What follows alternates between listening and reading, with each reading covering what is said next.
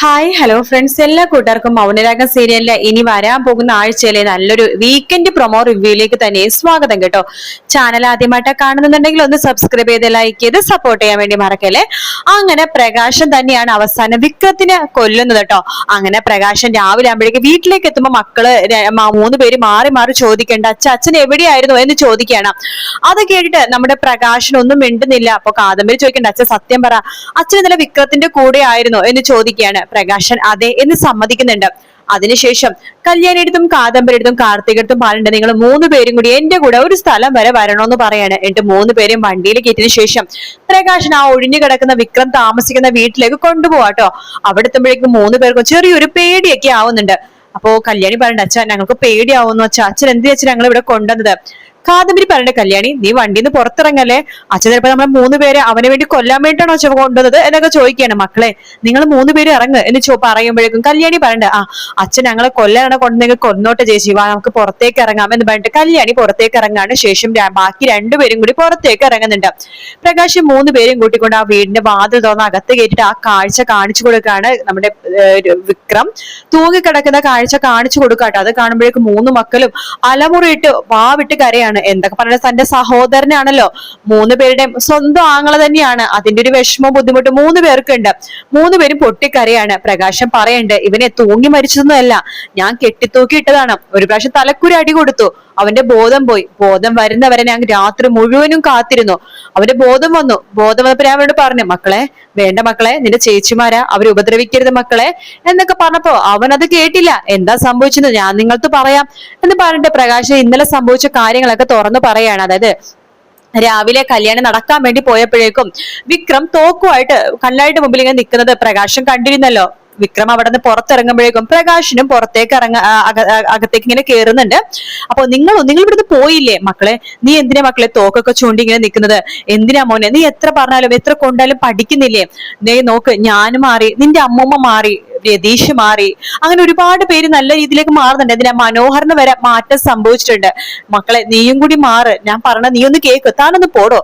തന്റെ മകളുണ്ടല്ലോ കല്യാണി, അവൾ ഇന്ന് കൊല്ലാൻ പോവാണ്. രാഹുലങ്കിലെ പോലെ കത്തി കൊണ്ട് കുത്തിക്കൊല്ലാൻ പോണേന്നും അല്ല, ഞാനേ ദേ ഈ തോക്ക് കണ്ടില്ലോ, ഒരൊറ്റ വെടി അവളുടെ തലക്കെട്ട്, അവൾ ഇന്ന് മരിക്കും. എടോ തന്റെ പ്രിയപ്പെട്ട മകൾ ഇന്ന് മരിക്കാൻ പോവാടോ എന്ന് പറയണം.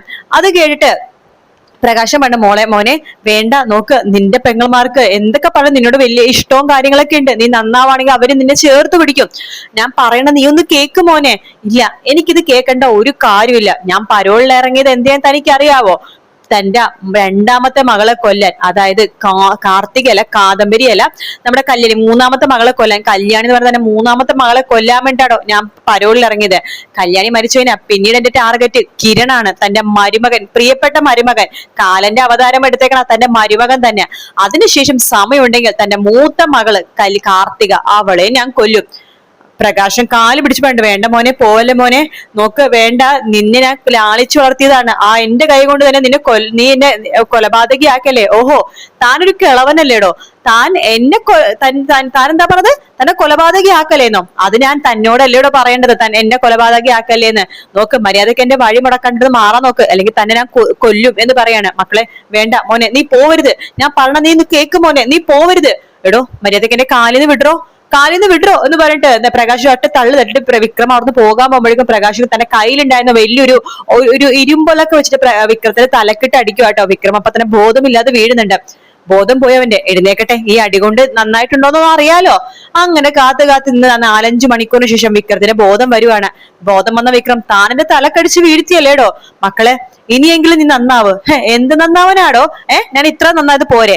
ഓ തന്റെ കാല് തല്ലി ഓടിച്ചപ്പോ, തന്റെ അമ്മ തല്ലി ഓടിച്ചപ്പോഴാണ് താൻ നന്നായത്, അതുപോലെ എന്റെ തല തല്ലി പൊട്ടിച്ചാ ഞാൻ നന്നാവെന്ന് താൻ വിചാരിച്ചോ. എനിക്കിപ്പോ വാശി കൂടുകയാണ് ചെയ്തത്. നോക്കൂ തന്റെ മോളെ ഞാൻ കൊല്ലോടോ, കല്യാണി ഞാൻ ഇന്ന് കൊല്ലാൻ പോവാണ് എന്ന് പറഞ്ഞിട്ട് വിക്രം വീണ്ടും പോകാൻ വേണ്ടി പോകുമ്പോഴേക്കും പ്രകാശം വേഗം തന്നെ അവിടെ ഉണ്ടായിരുന്ന വലിയൊരു കയറെടുത്തിട്ട് വിക്രത്തിന്റെ കഴുത്തിലിട്ട് കുരുക്കുവാട്ടോ. എന്നിട്ട് പറയണ്ട, നീ എന്താണ്, നീ ഇവിടെ പോയാലല്ലേ കല്യാണിനെ കൊല്ലുള്ളൂ, അല്ലാതെ നീ കൊല്ലില്ലല്ലോ. അതേടാ, നിന്നെ ഞാൻ കൊല്ലാൻ പോടാ, ഞാൻ തന്നെ നിന്നെ കൊല്ലോടാ എന്നിട്ട് കഴുത്തിൽ ഇങ്ങനെ മുറുക്കുവാണ്. അപ്പൊ വിക്രം അപ്പൊ മരണവെപ്രാളത്തിൽ പറഞ്ഞു, ഞാൻ തന്നെ മോളെ കൊല്ലോടോ, ഞാൻ തന്നെ മോളെ പ്രിയപ്പെട്ട മോളെ കൊല്ലോടോ എന്നൊക്കെ തന്നെയാണ് പ്രകാശിന്റെ അടുത്തേക്ക് വീണ്ടും വീണ്ടും വിക്രം മരണവെപ്രാളത്തിലും പറഞ്ഞത് അത് തന്നെയാണ് കേട്ടോ, കല്യാണിനെ കൊല്ലുമെന്ന്. കേട്ട് പ്രകാശം പറഞ്ഞു, എന്നാ നിനക്കിനി ഒരു ജീവിതം ഇല്ലടാ എന്നും പറഞ്ഞിട്ട് പ്രകാശം ശരിക്കും കഴുത്ത് പിടിച്ച് നിരക്കുന്നുണ്ട്. അങ്ങനെ വിക്രം മരണപ്പെടുവാട്ടോ. മരണപ്പെട്ടതിന് ശേഷം വിക്രത്തിന് അപ്പോഴും പ്രകാശ് ഒരു പേടി, ഇനി എങ്ങനെ അവൻ ജീവൻ വെച്ച് വന്നാലോ. അതുകൊണ്ട് വേറൊരു കയറിൽ ഇങ്ങനെ കുരുക്കിയിട്ട് വീടിന്റെ ഉത്തരത്തിൽ കെട്ടിത്തൂക്കി ഇടാണ് പ്രകാശൻ. അതിനുശേഷം എല്ലാം കണ്ടാണ് പ്രകാശൻ രാവിലെ തിരിച്ച് കല്യാണിയുടെ വീട്ടിലേക്ക് വന്നത് കേട്ടോ. അങ്ങനെ ഈ കഥകളൊക്കെ പറയുമ്പോഴേക്കും കല്യാണിയും കാർത്തികയും കാദംബരിയും കൂടി പ്രകാശനെ കെട്ടിപ്പിടിച്ച് കരയാണ്. പ്രകാശൻ പറഞ്ഞിട്ട്, സാരില്ല മക്കളെ, നോക്ക്, ഞാൻ അവനെ രാജകുമാരനെ പോലെ ആക്കാൻ വേണ്ടി വളർത്തി. അന്ന് എന്റെ സുഹൃത്തുക്കളും എന്തിന് ദീപ വരെ പറയുമായിരുന്നു, അവസാനം ലാളിച്ചു വളർത്തിയ ഞാൻ തന്നെ ചിലപ്പോ അവനെ കൊല്ലേണ്ടി വരുമെന്ന്. അവസാനം സത്യമായി. ഞാൻ അവനെ കാല് പിടിച്ചു പറഞ്ഞു, എന്റെ പെമ്മക്കളൊന്നും ചെയ്യല്ലേന്ന്. പക്ഷെ അവൻ അതൊന്നും കൂട്ടുനിന്നില്ല. ഞാൻ പറയണതൊന്നും കേൾക്കാൻ അവൻ കൂട്ടുനിന്നില്ല. അവസാനം ഞാൻ തന്നെ അവനെ കൊന്നു എന്ന് പറയാണ്. എന്നിട്ട് പൊട്ടിച്ചിരിക്കുകയാണ് പ്രകാശൻ. കല്യാണിയും കാർത്തികൊക്കെ കരഞ്ഞോണ്ടിരിക്കണം കേട്ടോ. കല്യാണി അതിനുശേഷം പതുക്കെ എഴുന്നേറ്റിട്ട് നമ്മുടെ കിരണിനെ വിളിക്കണം. കിരണിട്ട് എത്രയും പെട്ടെന്ന് വീട്ടിലേക്ക് വരാൻ വേണ്ടി പറയുന്നുണ്ട്. കിരൺ അങ്ങനെ വീട്ടിലേക്ക് വരുവാണ്. അപ്പോഴേക്കും പ്രകാശിനെയും കൂട്ടിക്കൊണ്ട് കല്യാണിയും കാർത്തികയും കാദംബരിയും കൂടി തിരിച്ച് വീട്ടിലേക്ക് വന്നിട്ട് അവിടെ നിന്നാ ശരിയാവില്ലെന്ന് തോന്നിയിട്ട് അങ്ങനെ കിരണിനോട് നടന്ന കാര്യങ്ങളൊക്കെ കല്യാണി പറയണേ, കിരണിട്ട് ഇങ്ങനെയൊക്കെയാണ് സംഭവങ്ങൾ. അച്ഛനിങ്ങനെ വിക്രത്തിനെ കൊന്നിട്ട് വിക്രം ഇപ്പൊ ഒളിവിൽ നിൽക്കണ ആ വീട്ടിലേക്കാണ് കെട്ടിത്തൂക്കിയിട്ടതെന്ന് പറയുമ്പോ നമ്മുടെ കിരൺ പറയുന്നുണ്ട്, ഈശ്വര, വിക്രം പരോളിലല്ലേ, അപ്പൊ അവനെന്തിനും പറ്റിക്കഴിഞ്ഞാൽ അച്ഛന് കുടുങ്ങി പോകും കല്യാണി. അച്ഛനെ നവീൻ വക്കീലിന്റെ അടുത്ത് എന്തെങ്കിലും ചോദിക്കാം. പക്ഷെ ഇതിപ്പോ എന്തായാലും ആൾ അറിഞ്ഞിട്ടുണ്ടെന്ന് തോന്നുന്നത്. അവിടെ ആൾ താമസമില്ലാത്ത വീടാണെങ്കിലും അവിടുത്തെ ശരിക്കുമുള്ള ഒരാള് ഗൾഫിൽ എന്തോ ആണ്. അയാൾ ഈ സംഭവങ്ങളൊക്കെ അറിഞ്ഞ ആള് കംപ്ലൈന്റ് കൊടുക്കുന്ന ഉറപ്പാണല്ലോ. അപ്പൊ ആ കംപ്ലൈന്റ് കൊടുത്ത എന്തായാലും അച്ഛൻ തൂങ്ങുമെന്ന് പറയണം. അങ്ങനെ ശരിക്കും അത് കംപ്ലൈന്റ് ആവാണ്. ആ വീടിന്റെ ഉടമസ്ഥൻ തന്നെ കംപ്ലൈന്റ് കൊടുക്കണം, തന്റെ വീട്ടിൽ ഇങ്ങനത്തെ ഒരു സംഭവം ഉണ്ടായതൊരു കംപ്ലൈന്റ് കൊടുക്കണം. അങ്ങനെ പോലീസുകാർ കേസ് അന്വേഷിക്കും. അങ്ങനെ അവസാനം പ്രകാശനാണ് വിക്രത്തിനെ കൊന്നു എന്നുള്ള രീതിയിലേക്ക് കേസ് പോകുവാണ്. അങ്ങനെ പ്രകാശിനെ ജയിലിലേക്ക് ഇടുന്നുണ്ട്. ബാക്കി എന്തൊക്കെ പറഞ്ഞ വിക്രം അവരുടെ ആങ്ങളെയാണല്ലോ, ഇങ്ങനെ അനാഥ ശവം കാര്യമില്ലല്ലോ. അതുകൊണ്ട് തന്നെ വിക്രത്തിന്റെ ചടങ്ങുകളും കാര്യങ്ങളൊക്കെ ചെയ്യുന്നുണ്ട്. മരണം കഴിഞ്ഞിട്ടുള്ള ചടങ്ങും കാര്യങ്ങളൊക്കെ ചെയ്യാണ്. കിരണാണെങ്കിൽ നവീൻ വക്കീലോട് സംസാരിക്കുന്നുണ്ട്. ഇങ്ങനത്തെ കാര്യങ്ങളൊക്കെ സംസാരിക്കുമ്പോൾ നവീൻ പറയണത് എന്താണെന്ന് വെച്ച് കഴിഞ്ഞാല്, വിക്രത്തിന് അങ്ങനെ ചെയ്തിട്ടുണ്ടെങ്കിൽ അവിടെ നിന്ന് ഡെഡ് ബോഡി കിരൺ മാറ്റിയ പോലെ മാറ്റിയിരുന്നെങ്കിൽ കുഴപ്പമില്ലായിരുന്നു. പക്ഷെ ഇത് വേറൊരാളെ വീട്ടിൽ വെച്ച് നടന്ന സംഭവമാണ്. അപ്പൊ അതുകൊണ്ട് ഇതിന് രക്ഷപ്പെടാൻ ഭയങ്കര പണിയാണ്. മിക്കവാറും പ്രകാശം കുടുങ്ങുന്ന രീതി തന്നെയാണ് നവീൻ പറയണത്. അപ്പൊ കിരൺ ഇത് ജയിലിൽ പോയിട്ട് പ്രകാശനോട് പറയണ്ട, അച്ഛാ രക്ഷപ്പെടുത്താനുള്ള മാക്സിമം ശ്രമിക്കുന്നുണ്ട് അച്ഛാ, എത്രത്തോളം അത് സംഭവിക്കുമെന്ന് എനിക്ക് അറിയില്ല. വേറൊരാളെ വീട്ടിൽ വെച്ച് നടന്ന കൊലപാതക ശ്രമം ഇതായതുകൊണ്ട് അത് എത്രത്തോളം നടക്കുമെന്ന് എനിക്ക് അറിയില്ല എന്ന് പറയുമ്പോൾ പ്രകാശം പറഞ്ഞു, മക്കളെ നീ എന്നെ രക്ഷപ്പെടുത്താൻ വേണ്ടി നോക്കണ്ട, എന്റെ മക്കള് രക്ഷപ്പെട്ടല്ലോ, എനിക്ക് അത് മതി, ഞാൻ ഇവിടെ കിടന്നോളാം, എനിക്ക് ഒരു കുഴപ്പമില്ല എന്നൊക്കെ പ്രകാശൻ ഇങ്ങനെ പറയണേ. ഇപ്പൊ കിരണാണെങ്കിൽ പ്രകാശൻ രക്ഷപ്പെടുത്താൻ വേണ്ടി നോക്കുന്നുണ്ടെങ്കിലും പ്രകാശൻ രക്ഷപ്പെടില്ല കേട്ടോ ഈ കൊലപാതകത്തിൽ നിന്ന്.